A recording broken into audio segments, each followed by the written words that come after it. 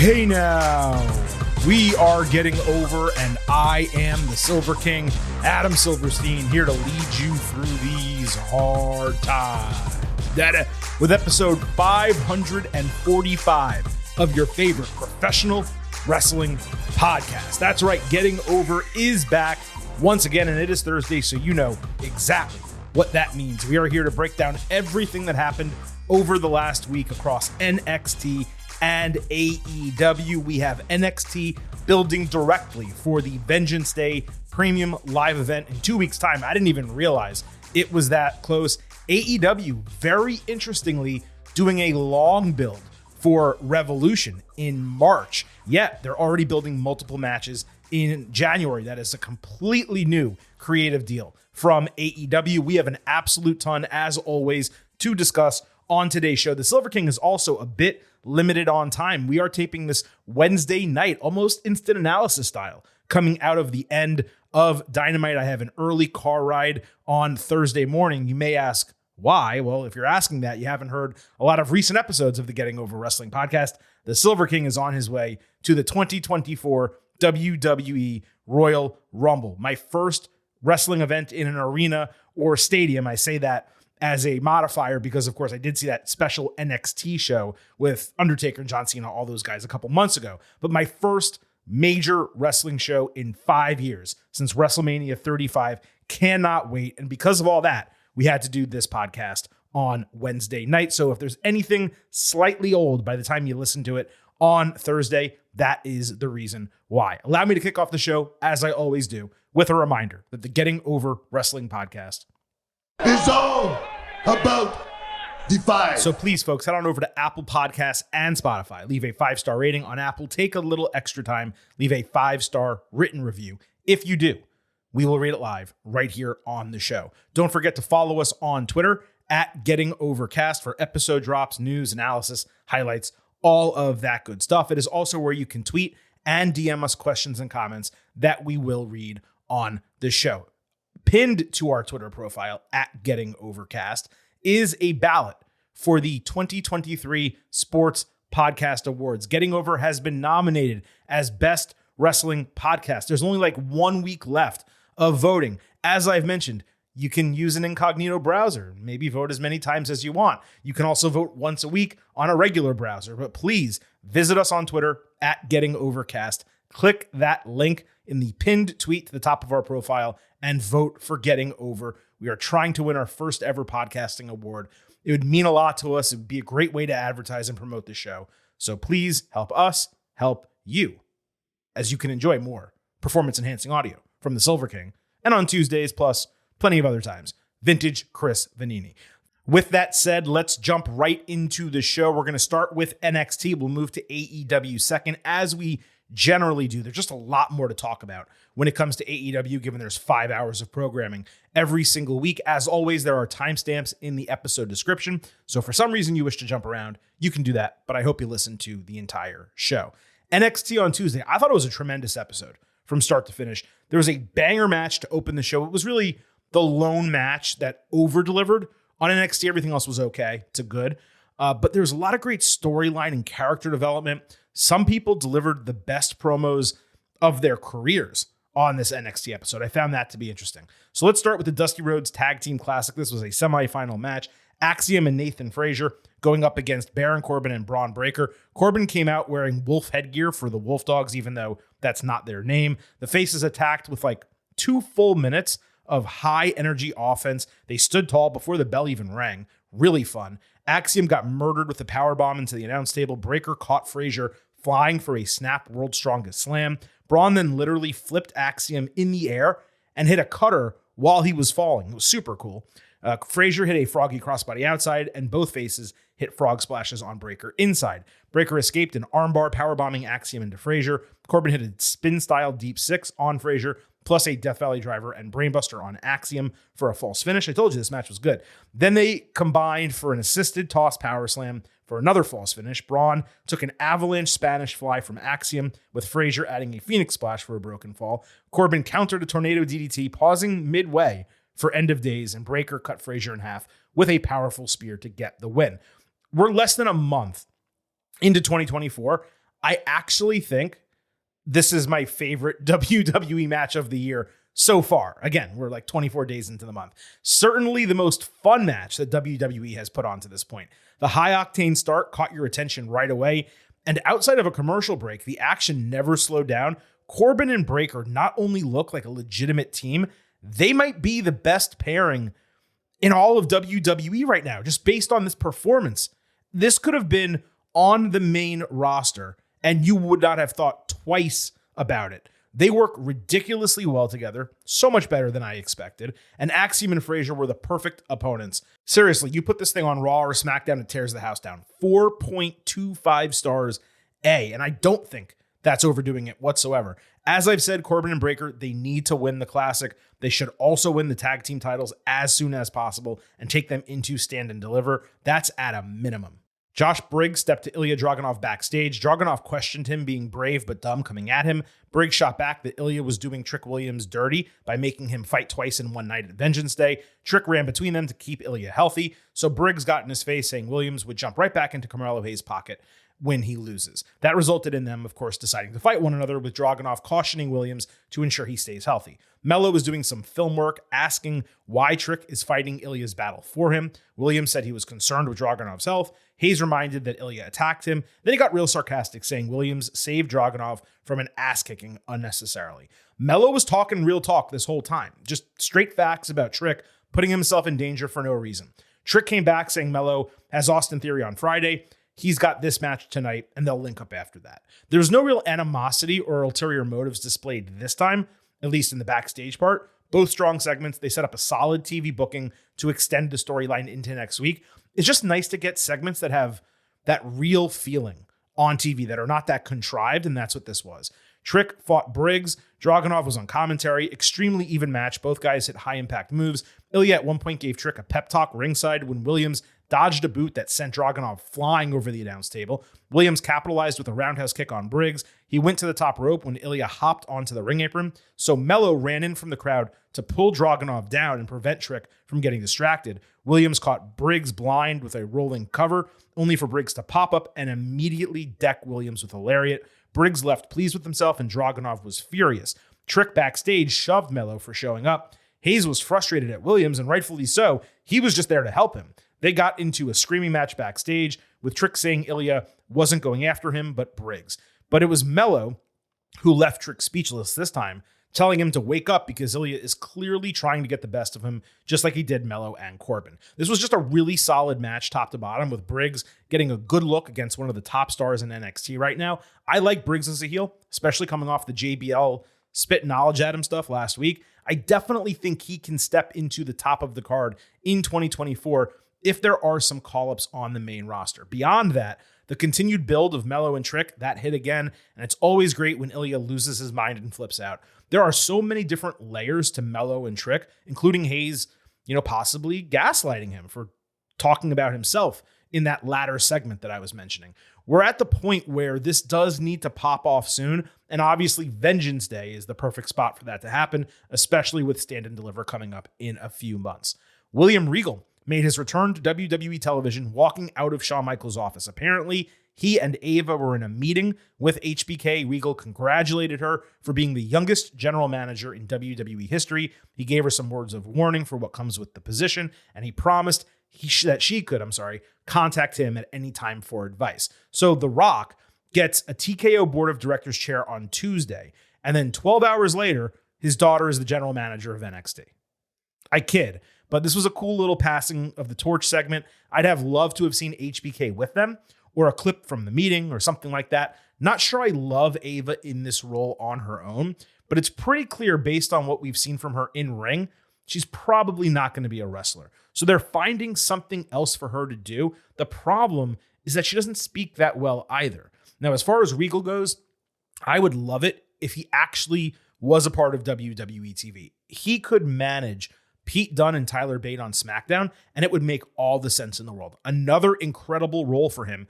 Look, if WWE gets Kazuchika Okada, Regal managing Okada would be out of this world. So I'm just glad Regal's back. And I hate to use this term, trust me, but I'm just glad he's back in the extended WWE universe. lowercase u there. Lyra Valkyria was watching film backstage when Tatum Paxley popped in, scaring her, saying teaming was the highlight of her career. She was also holding a black feather. Lyra said teaming last week was a one-time thing. She has to focus on Roxanne Perez, and she doesn't have time to respond to all of Paxley's hundreds of text messages. Tatum understood with a sinister look, so one presumes she was thinking that she needs to take out Roxy so that they can have more time together. This was pretty well done, all things considered. Valkyria is improving as a speaker with each additional rep that she is getting. So we got Valkyria and Perez. They met in the main event segment for a contract signing presided over by Ava. They agreed that this match is one that everyone wants to see, one that could main event stand and deliver. Roxy reiterated that she never lost the title and is finally getting the one-on-one opportunity she deserved after fighting through a bunch of bullshit and multi-person matches. She promised that Lyra would follow in her own footsteps, trying to chase the title that she lost for a year. Lyra said she's replaced Roxy at the top of NXT, doesn't need to prove herself. They continued down this path for the rest of the segment, with Lyra saying she's physically and mentally tougher than Roxy and will put her permanently in her shadow after Vengeance Day. So Ava forced them to sign the contract. They did a stare down in front of the table and a handshake. And then after Lyra left the ring, Tatum crawled out from underneath the table, grabbed Roxy from behind, and gave her a huge spine buster through the table. Valkyria immediately ran into the ring. She shoved Paxley away and screamed at her as she sat head in her hands, upset for pissing off Lyra. I said moments ago that Ava hasn't been a great talker. She was actually quite solid in this segment. I'll give her the credit. Lyra and Roxy, they were also pretty good on the mic. I like how NXT picks one major match to do this contract signing format for ahead of each PLE. This one hit well. They both had legitimate points. Roxy played a tweener role to make Lyra the babyface in the match. And the result with Paxley's attack and Valkyria shitting on her, that has us going into Vengeance Day thinking this could go either way. Lyra will be under 90 days as champion by the time the match rolls around, but that's about the maximum length reigns have been since Mandy Rose dropped the title. I do want to double back, though, and make it clear. I particularly loved how this wrapped up with the Tatum attack. It was a really hot end to the show that could have been cold coming off of a plain contract signing. So Red Sinclair fought Lash Legend. This was set up through the Battle Royal elimination. Sinclair backstage was convincing herself that she deserves to be in NXT, getting her first singles match. Fallon Henley popped in to calm her down and give her some props, telling her it will all work out if she stays true to herself. Ren was wearing way too much denim, and she did a self-high five, which made her gimmick feel like it was straight out of the 90s. Sinclair worked as a big-time underdog babyface. She got a couple hope spots, but Legend caught her with a choke-style Liger Bomb for the win. Henley saved her from any post-match stuff, and then they decided to team up. Just remember that Sinclair is plenty experienced on the independents despite her age, so it's great to see her get factored into the roster so quickly. She also talked better than many women who have been NXT a couple years already currently talk. She's probably going to be a fast rising star, not like Roxy for example, but perhaps on a similar track to that. Carmen Petrovic fought Blair Davenport. Petrovic got killed with a double stomp on her back. She had a couple interesting kicks, but Davenport hit a Falcon Arrow and Kamagoye for the relative squash win. Carmen has a ways to go. She's still super green. Blair carried her here and even struggled to do it a little bit late. This was also set up through the Battle Royal. I did forget to mention that. Joe Gacy had a match against Dijak. Gacy attacked Dijak during his entrance and eventually beat him with a chair. When he missed a shot, Dijak caught him with a discus boot. Gacy flew through the fake base of the crow's nest. Dijak then hit a huge chokeslam onto and through the announce table. Security pulled Dijak off Gacy, but he respawned and got him in a chokehold until they were separated. The match never started, but really who gives a shit? This was hot fire. I found it to be much more intense than the New Day Imperium attack Monday on Raw. And that's a shame because that's the main roster. That should be better, but Dijak and Gacy was more entertaining to me.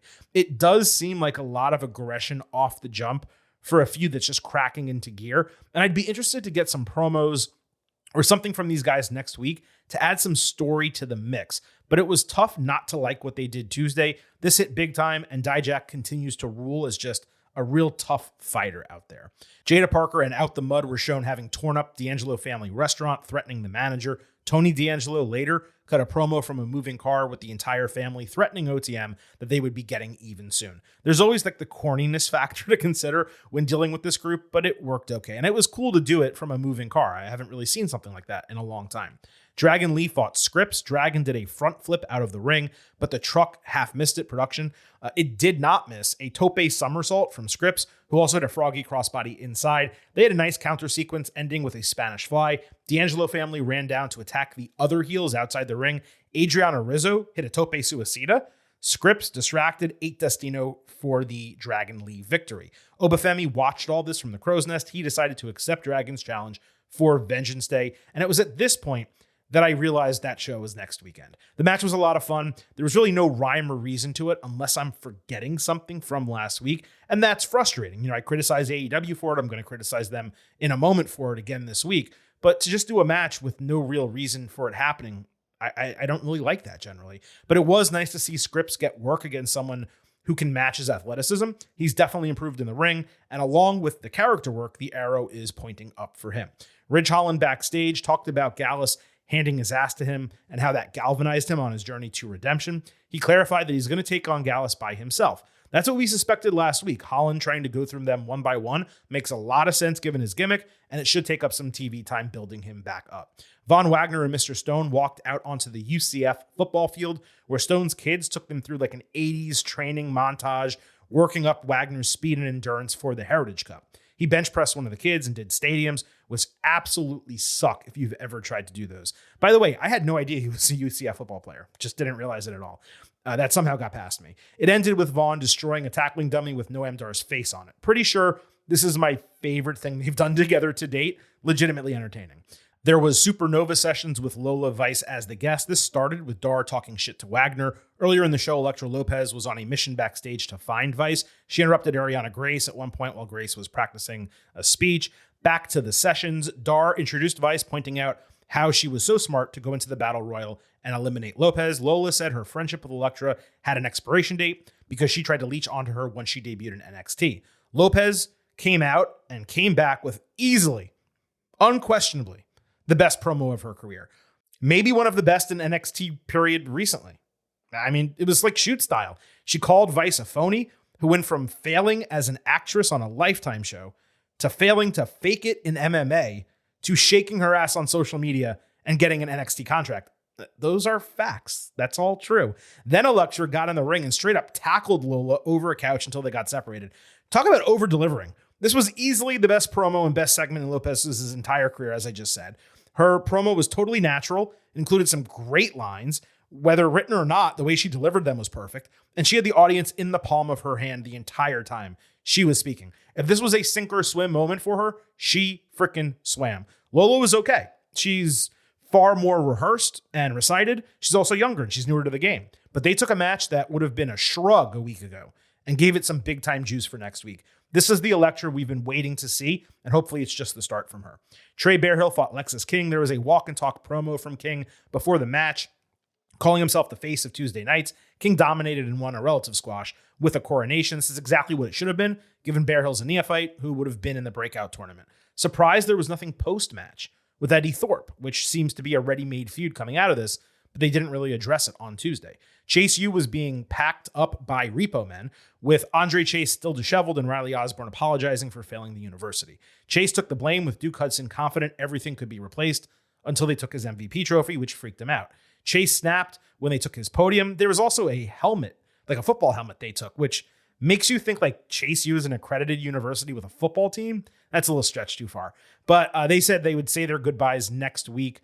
And then they turned off the lights in the classroom. Very Fresh Prince of Bel-Air, last one there, longing for the past type of moment. So clearly we're going to get JC Jane's master plan coming to fruition next week, presumably to save Chase U at the last minute. This was purposefully corny. And now that they've dragged it out, I'm just down to see what they have in store for us.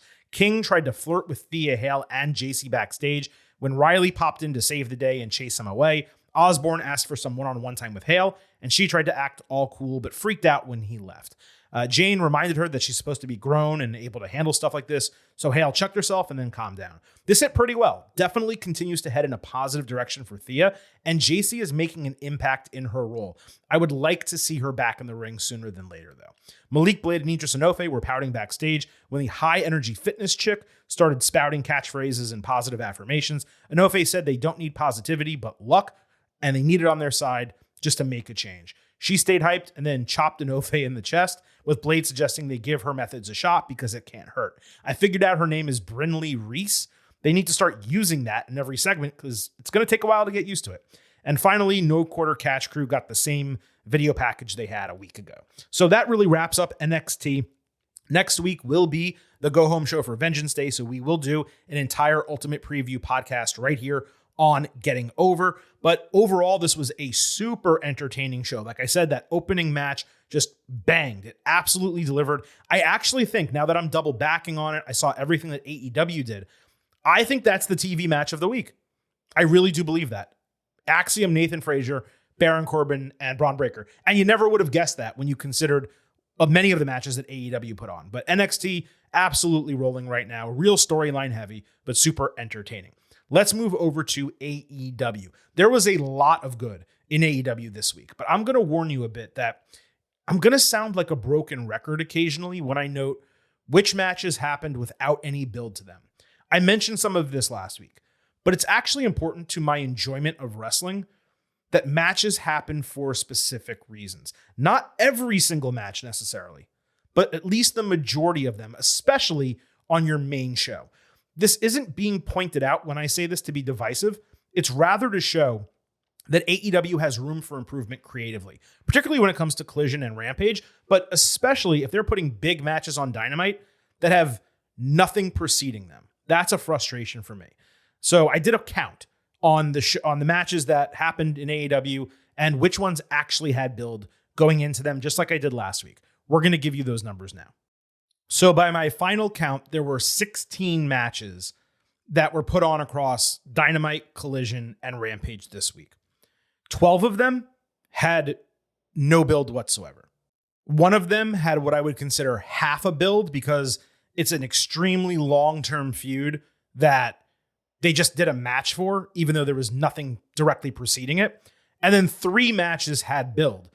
But of those 3, 2 of them were the Adam Copeland Cope Open matches. So it made sense from a storyline standpoint because he's doing an open challenge and people are coming to fight him.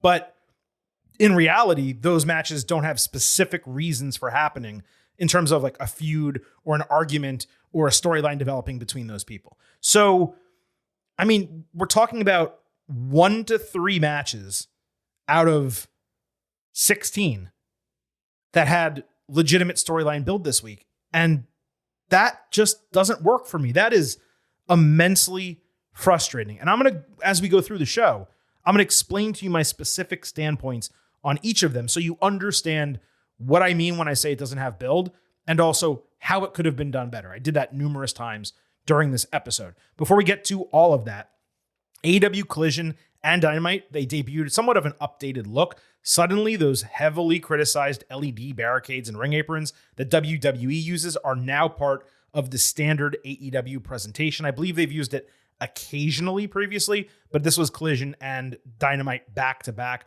The crowd was super dark for Dynamite, which I presume is because it was sparsely attended. I believe it was the lowest attended Dynamite outside of Daly's Place ever. I heard some people had audio issues on Wednesday. The audio was not crisp, but it wasn't awful for me. I heard it perfectly fine. It just sounded like for the first 15 minutes of the show, they were speaking into a tin can a little bit, but it wasn't off-putting, and it wasn't something I would have noticed if other people didn't mention it. Now, the big news item this week is that AEW is reintroducing the rankings system. I think this is great news. It never should have gone away from in the first place. The problem was AEW just failed to use them properly. They would artificially inflate records with bullshit squashes on Dark that people didn't watch.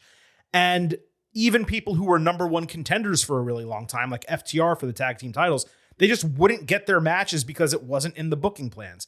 The key is to use a ranking system to aid kayfabe storytelling.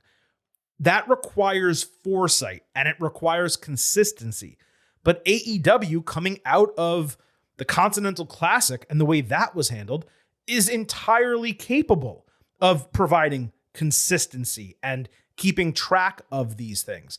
It also should help to solve one of AEW's biggest problems, which, as I just explained, is Tony Khan making matches with no rhyme or reason to them. Now, once the rankings come back, if you have a number 2 versus number 4 match, even if there's not a storyline reason for it, there is a reason for it to happen. They're competing to be the number 1 spot in the rankings to get a title match. And that's all you need. If you want to do a sports-based presentation or a sports-based product, and it does feel like AEW is trying to go back in that direction with the whole restore the feeling gimmick and the types of matches that are being put on TV. And I don't roll my eyes at that. That's what I wanted from AEW when it initially came out. If you're going to go back to that, then including the ranking system and using that as somewhat of a crutch to make matches, that is a massive positive. And look, it's one thing to say restore the feeling. And yes, I roll my eyes every time I hear it, just like I did WWE Universe for plenty of years. But Tony seems to actually have listened to people and taken stock of what's been going so wrong for AEW over the last half year or longer. AEW got away from what it did best. The Continental Classic seemed to remind him of that. You couple that with the influx of super talented wrestlers from New Japan, the AEW product, it seems to be making a turnaround, at least on screen, that I've been hoping to see. They're even booking, as I mentioned earlier, AEW Revolution like 6, 7, 8 weeks out. In the past, they would wait until like 3 weeks before the show to actually build matches for the card. And this is why, folks, when some of you complain that on a single episode I may criticize AEW too much, I don't flinch or falter from that. Not only because my opinion is my opinion, but this change shows that Tony has finally understood much of what I've been saying for the last year. Now, I haven't been calling for the rankings to come back, but I've been calling for more consistent booking, storytelling, people getting title matches for reasons. An example being Orange Cassidy handing out title matches to whoever wants them, even if they haven't been on TV or fought in AEW. Just didn't make any sense. Now with the rankings coming back, as long as they handle it well, the creative team is larger. There's people there who can potentially help Tony keep it in line, being like a showrunner almost to a degree to make sure everything fits where it needs to go for the record purposes, for the match purposes, for future booking. As soon as they can get that together, that's going to be really good for the creative product. It still does not excuse making random matches for no reason whatsoever when they have nothing to do with the rankings. So let's go ahead. We're going to break down Dynamite, Rampage, and Collision. That's not the order I usually say it. But we're going to do it based on storyline, and we're going to break down everything that happens on those shows. And I'm going to point out some of these individual issues that I have. On Dynamite, Samoa Joe opened the show repeating his deal about championship opportunities needing to be earned. Hook immediately entered saying, "Last week, you won. I lost. I will see you again." The dude sounded like a caveman. Joe shook hands with him, and then demanded he get out of the ring, so security went after him, and Hook just took them all out. And that was the entire opening segment. It felt like it was 4 minutes, 5 minutes. It was legitimately pointless. The crowd did not react at all. This should have been Joe putting Hook over for being surprisingly strong competition. Instead, he didn't even mention him. He comes out, then he dismissed him as unworthy. Heel or not, that's a missed opportunity, and it was incredibly awkward. Beyond that, and I've said this before, Hook has a great look, a great name, a great theme, a great presentation. This kid has not developed at all in AEW. That promo was god-awful. On Rampage, Penta El Zero Miedo defeated Anthony Henry in less than 4 minutes with Fear Factor, a match that had no reason to happen. Rare Penta singles W. Thought, hey, it'd be cool if this actually leads to something for him, but we all knew Hangman Page was coming next, and that would not be the case. Hangman and Penta was the first match on Dynamite. It followed the Joe segment. And while it was booked with no storyline, the idea that these two are top contenders fighting to improve their title challenger credentials, that deserves like half credit. Penta countered a buckshot lariat attempt into Made in Japan. This was a great spot. Spot of the match, probably the spot of the entire show. Hangman came back with Deadeye on the ring apron and his moonsault outside. Penta ducked buckshot lariat, so Hangman reloaded it and hit it for the win. These guys are obviously terrific in ring. This banged. We know that Hangman and likely Swerve Strickland will be going after Joe in a triple threat, so the winner was not a surprise. Maybe one day Penta's going to get a legitimate singles run, but it's been like 4 years. I don't expect it anymore. 3.75 stars B+. On Rampage, Darby Allin fought Jeff Hardy. Darby hit a flying somersault outside only for Jeff to show heel tendencies, getting aggressive, throwing him over the announce table, hitting him with objects ringside. Hardy missed his corner move into the barricade. Darby missed a tope suicida, crashing through an open chair. Later, he had an avalanche code red. Hardy hit a draping neckbreaker onto the apron, then missed a swanton bomb outside through a table. Darby then countered Twist of Fate into a jackknife cover for the win. Jeff clapped briefly after the bell, but then he refused to dap him up. He rolled out of the ring. This was far more about the spots than the wrestling, but it was immensely entertaining. It's the best Jeff has looked probably since the last time they fought. There was really no thought the match wouldn't deliver coming into it.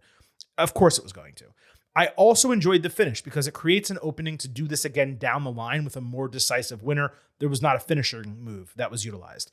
The bigger issue is that this is the second meeting of two guys constantly compared to one another, but it was randomly booked without any storyline reason, and this was the main event of the C show. This could have main evented Collision, 3.75 stars B+. On Dynamite, Swerve fought Hardy. Jeff did some heel stuff, which didn't result in boos because Swerve is a heel. There was a cool spot where Swerve caught Hardy hanging off the bottom rope for an elevated neckbreaker outside. Jeff jumped off the steps to drill Swerve over the barricade. Then he came back with Whisper in the Wind inside. That's a tongue twister right there. Jeff hit Twist of Fate onto the top of some steel steps, but missed Swanton Bomb. Then he ate House Call, a flatliner, and a Swerve Stomp with Swerve doing Hardy's hand gestures in the finish. This was really solid. Swerve had to go half speed, a lot of it because Jeff was blowed up, but it was a resurgent week for Jeff, who had two strong matches, even if neither of them had any semblance of storyline relevance. Swerve winning was obvious given what we mentioned earlier about Hangman and Joe, but this was super entertaining. I'd much prefer that Swerve use House Call and or JML Driver as his finishers instead of Swerve Stomp. That move sucks. 3.75 stars B+. Consistency here. Later backstage, Swerve and Hangman argued over their records, only to be informed by Renee that they will be in dealer's choice matches next week where each chooses the other's opponent. Now, if you want to have random matches, this is the exact style of booking that you can do to make sense of it. It also gives the viewer a reason to tune in. Now we as fans know both of these guys are going to be in action. There's going to be surprise opponents, and those opponents will probably be high quality, but the stipulation is the story. It's very nicely done. This is what I'm talking about. On Dynamite, the Young Bucks were backstage in suits, acting like EVPs looking at a show rundown. They talked about morale being up and catering being improved. Then they gave Top Flight a bunch of guff for no reason. They did the whole harsh manager who then pretends to be your friend after criticizing you. I'm not 100% sure. It feels to me like they're trying to do a mockery of Vince McMahon as part of their gimmick, given the mustaches, given them looking at a rundown after the show already began. That's fun tongue-in-cheek stuff as long as it's not their entire gimmick. Also on Dynamite, Sting and Darby hit the ring. Sting had extra black face paint, which looked really odd. Darby told some seemingly fake story about convincing Sting to return to the ring years ago before he came back to AEW. The Young Bucks watched backstage with their headsets, and it was kind of fun to see them producing a segment of their new rivals. Darby then said clearly they are number one contenders, being 27-0, and got the crowd to chant, "You still got it," to convince Sting to go after the titles. Sting said, "All right." It's not really the exclamation point on the segment that you would want. Granted, there were 1,800 people in the crowd, so he wasn't going to get a huge pop, but it would have been cool if he said something other than, "All right." Darby did a good job weaving a tale to set it up. He has improved significantly on the mic over the last couple of years. Ricky Starks and Big Bill backstage accepted the challenge. They promised that Sting wouldn't make it to Revolution after they fight. This is all it needed to be. On Collision, Adam Copeland fought Dante Martin. This was the next Cope Open match. Martin hit a springboard moonsault, but both of Copeland's feet were somehow on the middle rope during the cover. Martin sprung into the ring again with Copeland catching him for a midair spear, followed by Grindhouse. Almost called it Groundhouse. Grindhouse, the new name for his crossface, and he got the submission victory. Good bumping for Martin throughout. He helped Copeland look spry. After the bell, Copeland said he appreciated the young guys stepping up, and he would continue working hard, like Christian Cage said when he joined AEW. He said his goal is to bring the TNT title back to TNT. This might have actually been one of the best on-screen moments during his AEW run so far. The promo is what I'm talking about. I'm not sure why, but I suddenly cared about the storyline and the feud more than I have recently. The idea of Copeland winning the TNT title and actually defending it with consistent open challenge matches on TNT, on Collision, that's great. That's a reason to tune into the show. On Dynamite, Copeland fought Minoru Suzuki. Yes, really, this match happened. It really did. There was a great social media promo from Copeland that they clipped to use on TV. Now, this is what we talk about AEW needing to do all the time. So that was a positive that they did that. Even though it involves someone not in AEW, this was technically another Cope Open match, and it was the main event. Cope and Suzuki crashed through a barricade in a near countout spot. Cope hit the Impaler DDT, and after an extended sequence, bounced off the ropes with a spear for a false finish. Suzuki came back, getting Copeland in a sleeper, a choke, whatever you want to call it, but he broke it in the corner and hit Kill Switch, Christian's move, for the 1-2-3.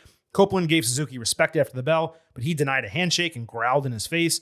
Copeland said he expected that. Then he repeated, as he has after every match, that he's coming for Christian Cage. We know, bro. You don't need to say it every single time. Now, as I've said many times, look, I may criticize Tony Khan's booking, and it deserves it. Everyone's booking deserves criticism. But there's no way you can give him guff for this matchmaking. This was him doing his best work here, even though, according to Copeland, he specifically requested this match. So maybe he deserves the credit more than Tony in this case. But Tony did make it happen. Exceptionally cool to get Copeland and Suzuki, and it even gets excused being random because it was a Copeland match. But this is what I'm talking about. We're trying to find reasons to give credit for storytelling and booking when it really doesn't deserve it, because this was a random-ass match. On Collision, Jon Moxley fought Shane Taylor. After a missed splash by Taylor, Mox hit an RKO. It's so random that he started doing that now. They exchanged lariats, and Mox hit a number of power moves before winning via submission with his Bulldog choke. Lee Moriarty sat side-eye on the steel steps, angry, pissed off, disappointed at the way the match ended. After the bell, Mox said he's pissed off beyond belief, and anyone, colleagues or teammates, needs to keep up with him in 2024. On Dynamite, Mox said BCC doesn't celebrate victories, and he will torture anyone who cannot keep up with him or ensure AEW is the best wrestling show in the world in 2024. Another match without an actual build. It did serve a purpose, and Mox beating a powerful opponent and making his statement. This is one of those situations I would just have preferred Mox coming out and cutting a 5-minute promo. I don't need this match. It did absolutely nothing for him. And then we get the promo on Wednesday. And because of that, it was immensely repetitive. Now he's going to fight Moriarty on Rampage in another obvious victory. At least that match is going to have a reason because he beat Shane Taylor first. But what does this mean? It's nothing. It's not helping Mox. He's beating Shane Taylor and Lee Moriarty. So what, you're going to give him like a 6-0 record and he's going to be number 3 on the rankings? I mean, give me a break. On Collision, Eddie Kingston and Ortiz fought Bryan Danielson and Claudio Castagnoli. BCC was asked about facing Kingston after both losing to him in the Continental Classic. Bryan, now without an eye patch, said it was the low point of his career and the high point of Eddie's career. Now, this match has long-term character for these guys, like wanting to fight. It's a trade of all of them. But this one didn't have any specific reason for happening. It just happened out of nowhere, particularly with Ortiz randomly involved. Ortiz said a few words before the match. Eddie was impatient and just wanted to fight as usual. So Eddie did the machine gun chops late. And I noticed that this week, for some reason, they received a particularly high amount of criticism. I must admit, I do hate them as well. He does it as an ode to his idol in Japan, and that's cool. But it's so illegitimate as an offensive move, especially when he does regular chops extremely well. And these just pale in comparison. It's like lightly tapping someone on the chest. It's like Orange Cassidy doing it. You know what I mean? Anyway, the Faces did get a lot of offense down the stretch, but it ended with Danielson hitting the Zaiku knee for the win. He beat Ortiz. He also spit on Eddie after the bell, again, disrespecting him. I find it so interesting that like Eddie hates BCC, BCC hates Eddie, when they are far more alike than they are different. All about fighting and competition above anything else. I guess maybe that's the point. That's why they dislike each other. And I do wonder at what point Eddie maybe extricates Mox from BCC. Maybe he leads to the collapse of the faction, but it just feels like BCC is kind of rudderless right now, and I'd be interested in some type of shakeup there. On Collision, Daniel Garcia fought Buddy Matthews.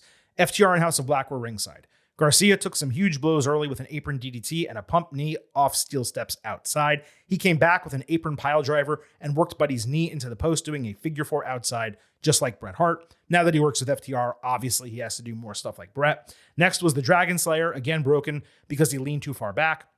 You would think a wrestler would learn after doing that like 20 times not to lean that far back on his move, otherwise it's going to get broken. But he came back with a great deadlift jackhammer. Garcia sat up and danced rather than stay in the curb stomp stance. Buddy hit him with a 5th pump knee, and then Garcia rolled him over for a jackknife cover upset victory. The trios immediately brawled with intensity as referee, security, and wrestlers all ran down to separate everyone. Later backstage, FTR challenged House of Black to a 6-man elimination steel cage match. Hell yeah. Now, this is the shit that I'm talking about. Like I said, this was intense. It was easily the best part of Collision. 2 guys with a storyline reason to fight, putting on a great match that fit perfectly within that storyline. I'd have preferred Buddy to win, sure, but it was happenstance with the cover. I do wish it was not exactly the same as the Darby and Hardy finish. There are other ways to do the same end to a match, But that's easily overlooked because of the post-match brawl and because it was so good.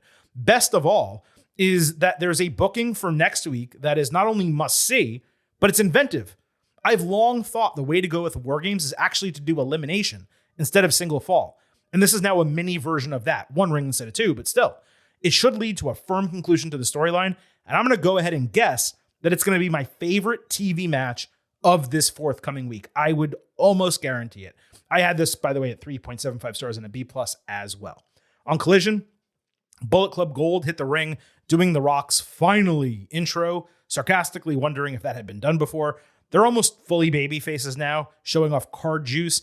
Then they did the 2 words for you. Half of their promo, no joke, was WWE catchphrases. Acclaimed entered again, reiterating that they should be a supergroup, saying they'd be unstoppable in the ring, backstage, and with the fans, and all of them could even win more titles together. Acclaimed held out the scissors the Guns were about to accept. Jay White stopped them, and then all 3 turned around. They accepted with their guns going into the scissors, creating the Bang Bang Scissor Gang. I love this. Not exactly how we got here, but it's a fun and somewhat unexpected booking that creates a fresh faction, even though it's temporary and it's going to be short-lived. This is just a fun storyline for what's been an ice-cold trios division. My booking expectation remains the same. They team for a short period. BCG turns on Acclaimed. That leads to a unification of the 6-man titles in a match. And that would certainly be the right direction because you don't need to have 2 sets of trios titles in one company.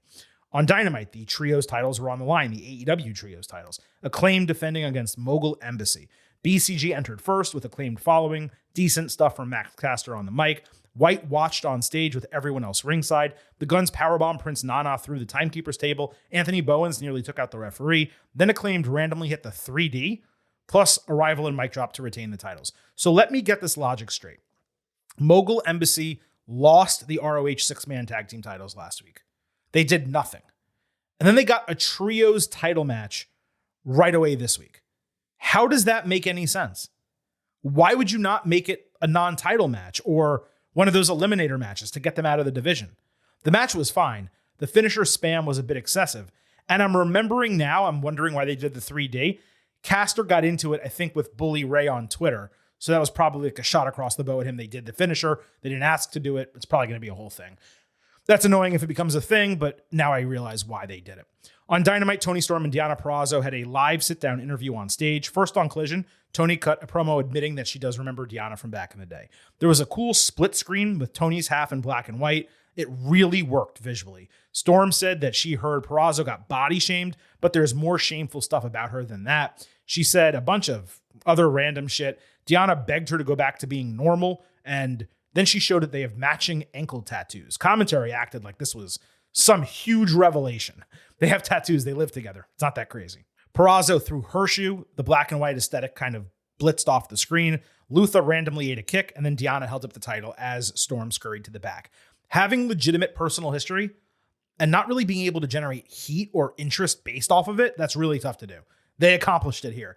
This was immensely rough, and it goes to show what I said previously. Storm's gimmick, it absolutely works as a gimmick. It's over. Fans love it. It separates her from the rest of the division.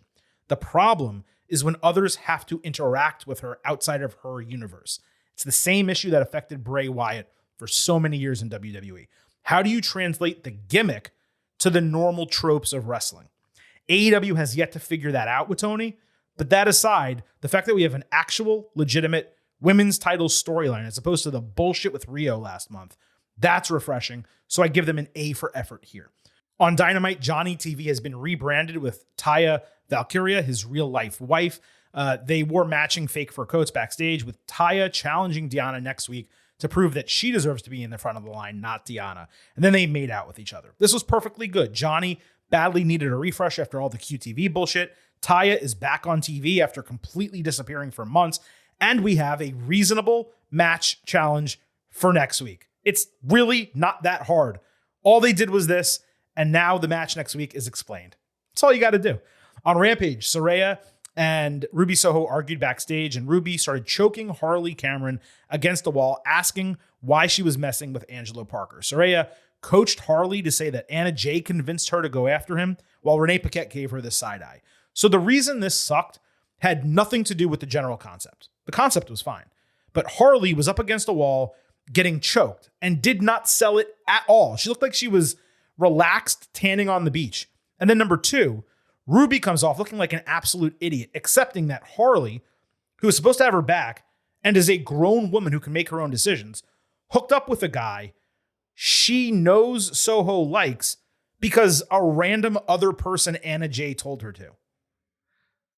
It's just terrible. I mean, it's, again, the concept of what they're doing with them is fine. But the execution of this storyline, especially this week, it left a lot to be desired. I will say, though, Harley, gonna look good, but she's got me saying, hey now! On Rampage, Chris Statlander fought Queen Aminata. Stokely Hathaway was out with Stat.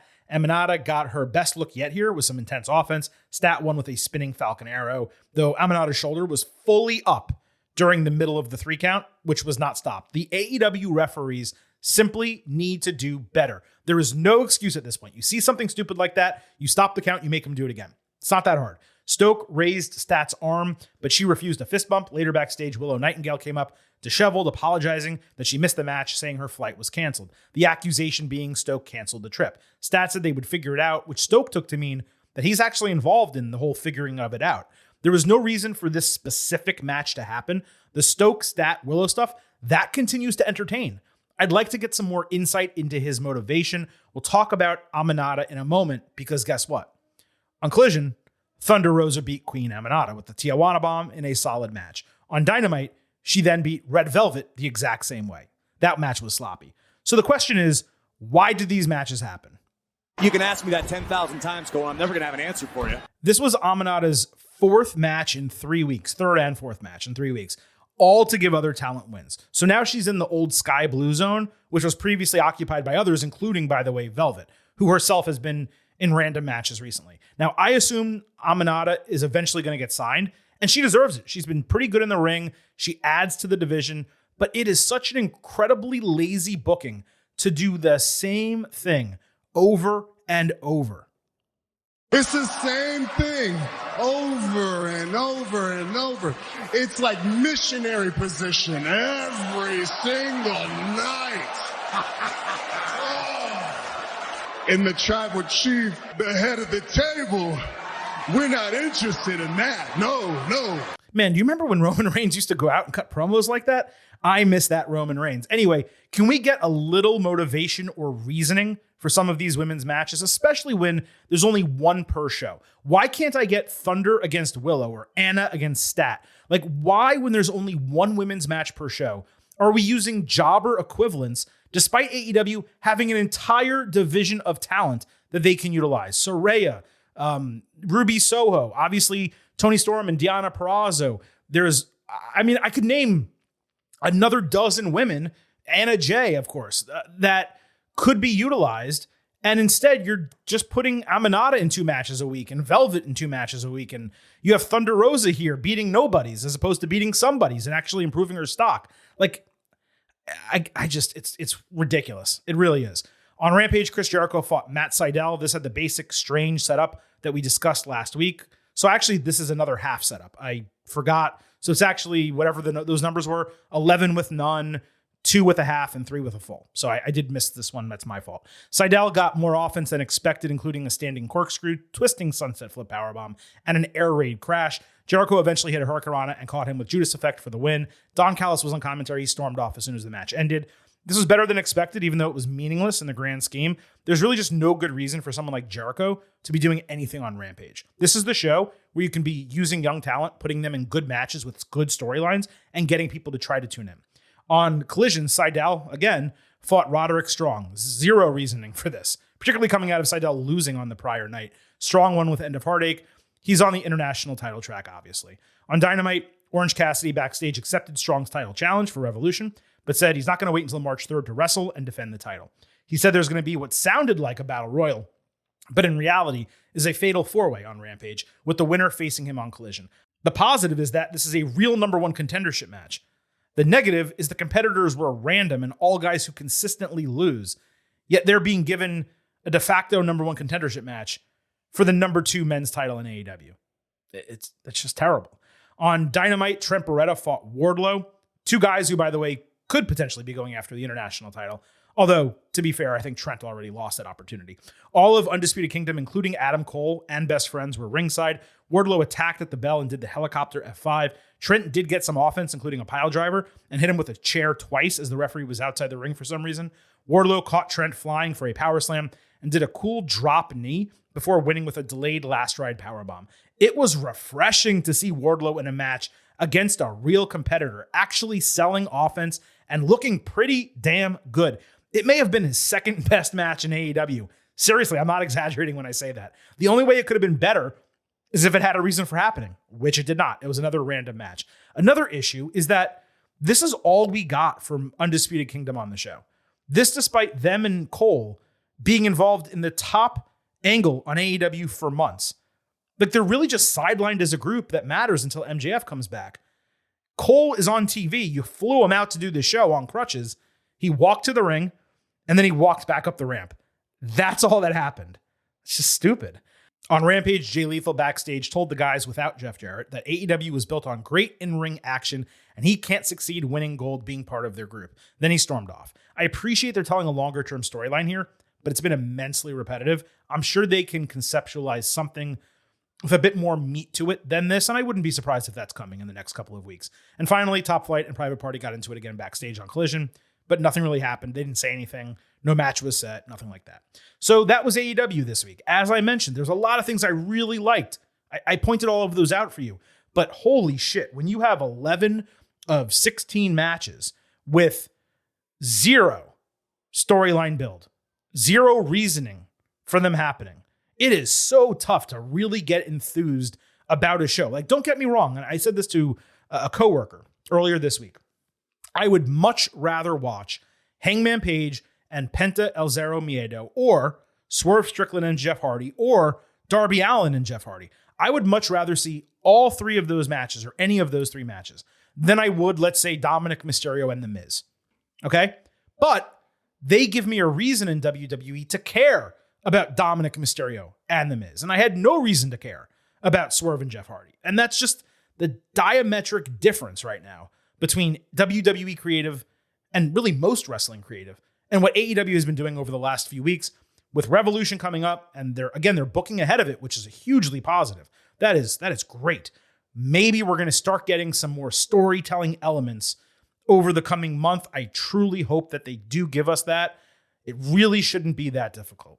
So folks, look, that was the Thursday edition of the Getting Over Wrestling podcast. And I'm realizing I never dropped this on you at any point during the show. Please remember that as far as the Silver King is concerned, I happen to love the number 5. and I hope you do as well, because for $5 a month or $50 for the entire year, you can become an official Getting Over head. Just visit buymeacoffee.com/gettingover. Sign up. You will get exclusive bonus audio, the fastest 5 minutes in professional wrestling, instant recaps of the major shows, along with exclusive news posts every Friday. Again, all of that on buymeacoffee.com/gettingover. Please also remember to follow us on Twitter @GettingOvercast for episode drops, news, analysis, highlights. You can also tweet and DM us questions and comments for the show. Pinned to the top of that profile @GettingOvercast is a ballot for the 2023 Sports Podcast Awards.